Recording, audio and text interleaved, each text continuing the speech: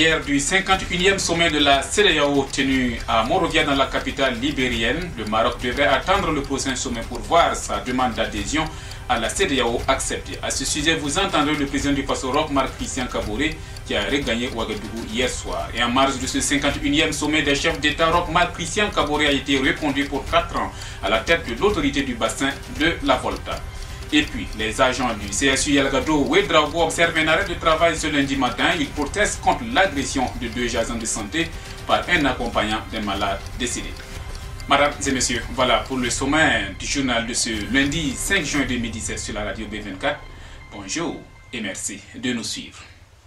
Roch Marc Christian Kaboré a regagné le Barcaï hier soir après sa participation à la 51e session de la conférence des chefs d'État de la CEDEAO tenue à Monrovia. On retient que le président togolais Faure Yastembe est le nouveau président en exercice de la CEDEAO. Il a été élu en remplacement de la libérienne Ellen Johnson Sirleaf. Le nouveau président a notamment promis d'accélérer le processus d'intégration en opérant des sauts qualitatifs vers la CEDEAO des peuples. Plusieurs autres décisions ont été également prises au cours de ce 51e sommet, entre autres la nécessité de la restructuration de la commission de la CEDEAO et la poursuite des fonctionnaires auteurs présumés de corruption d'environ 5 milliards de francs CFA. À ce propos, je vous propose d'écouter le chef de l'État, Roch Marc Christian Kaboré, du retour de Monrovia. Nous avons également discuté au cours de ce sommet des questions des détournements également qui se sont effectués au niveau de la CEDEAO pour près de 8 millions de dollars par des agents indélicats. On a demandé à ce que les sanctions soient prises, mais qu'ils soient poursuivis également en justice. Une discussion également a été menée sur la restructuration institutionnelle de l'organisation, à savoir donc nécessité de réduire de 30% les charges. On a demandé de réduire le commissaire à 9, de procéder également à la réduction des représentations du président de la Commission dans les différents pays. Voilà, c'était à l'instant Roch Marc Christian Kaboré qui s'est également prononcé sur l'adhésion du Maroc ajournée et qui ne devrait pas être effectif avant le prochain sommet en décembre 2017. Sur cette question, je dois dire que même si sur le principe général, l'ensemble des États ne voyaient pas d'objection à l'entrée du Maroc, sur le plan donc, je dirais, de la charte de la CEDEAO, il y avait des empêchements majeurs. Alors, ce qui faisait que cette adhésion entraînait forcément une modification de nos textes.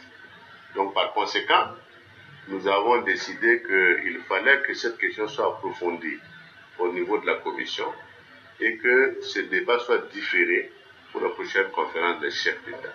Donc, c'est pour dire qu'il n'y a pas de décision qui a été prise à ce sujet-là. Par contre, sur la Tunisie, qui a demandé également son adhésion en termes d'observateurs, cette question a été agréée. La Mauritanie également, qui est un ancien membre, a demandé à signer une convention d'association avec la CEDEAO. Et là, nous avons demandé de travailler à ce que la Mauritanie revienne à sa place plutôt que de sortir pour créer une forme de structure hybride pour le travail avec la CEDEAO. Alors donc, de ce point de vue-là, c'est des questions qui sont en cours de négociation, mais sur le Maroc, c'est une question également qui était attendue. Donc le débat est reporté au prochain sommet des chefs d'État. En marge du 51e sommet de la CEDEAO tenu à Monrovia, le chef de l'État burkinabé Roch Marc Christian Kaboré a été réélu dimanche à la tête de l'autorité du bassin de la Volta pour un mandat de 4 ans. L'autorité du bassin de la Volta est une organisation africaine créée par les pays qui ont en partage le bassin de la Volta, le Bénin, le Burkina Faso, la Côte d'Ivoire, le Ghana, le Mali et le Togo. L'organisation qui a son siège à Ouagadougou est chargée de veiller à la gestion rationnelle et intégrée des ressources du bassin de la Volta, à la sauvegarde de l'environnement et de l'écosystème du fleuve. Le bassin hydrographique de la Volta, d'une superficie de 400 000 km², regroupe 20 millions d'utilisateurs. Dans le but d'aider le Burkina à accroître son offre énergétique, l'Agence française de développement et la Banque africaine de développement ont discuté avec le Premier ministre burkinabé le 2 juin dernier à Ouagadougou d'un programme d'énergie solaire commun aux deux institutions en faveur du Burkina Faso. Nous sommes venus présenter au Premier ministre les résultats d'une mission conjointe de l'AFD et de la BAD sur le sujet de l'énergie solaire.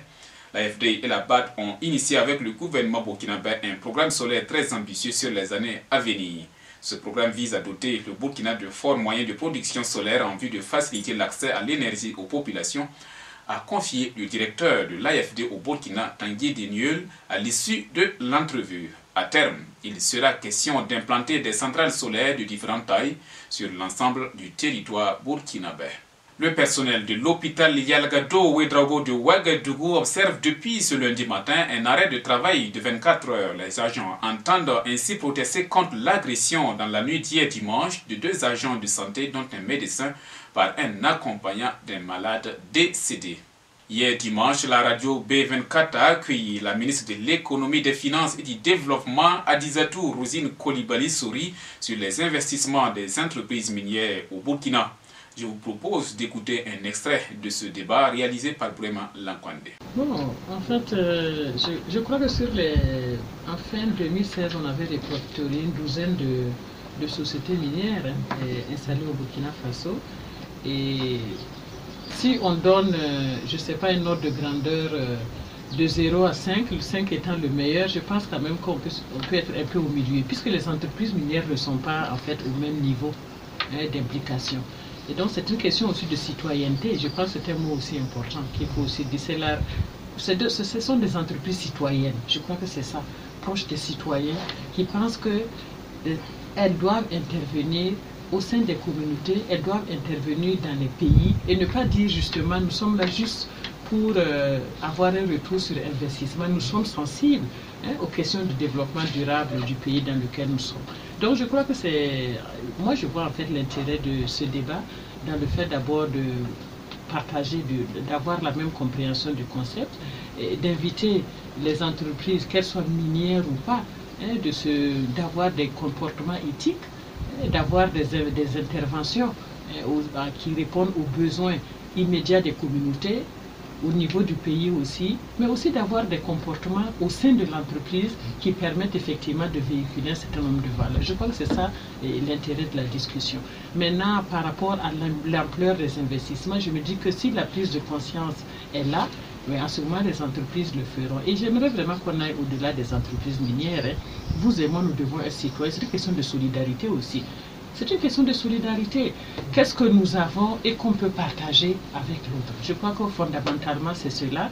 Et vous voyez que certaines entreprises ont des fondations, et des fondations qui permettent d'avoir des ressources pour intervenir au niveau de certaines communautés, au niveau de certains segments de la population, etc., de certains secteurs. Je crois que c'est surtout cela le plus important de mon point de vue.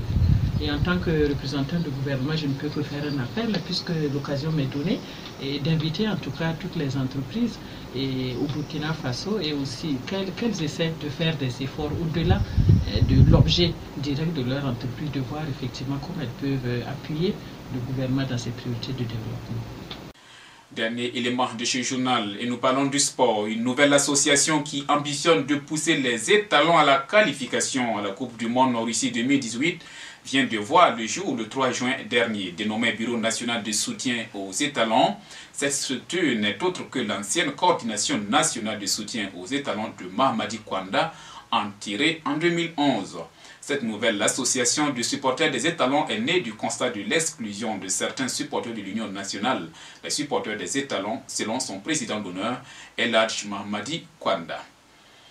Voilà, mesdames et messieurs, c'est ici que l'on s'arrête. Merci à vous tous qui nous avez suivis. L'info continue sur notre site internet www.radio24.com et sur notre page Facebook. À très bientôt pour d'autres sessions d'information.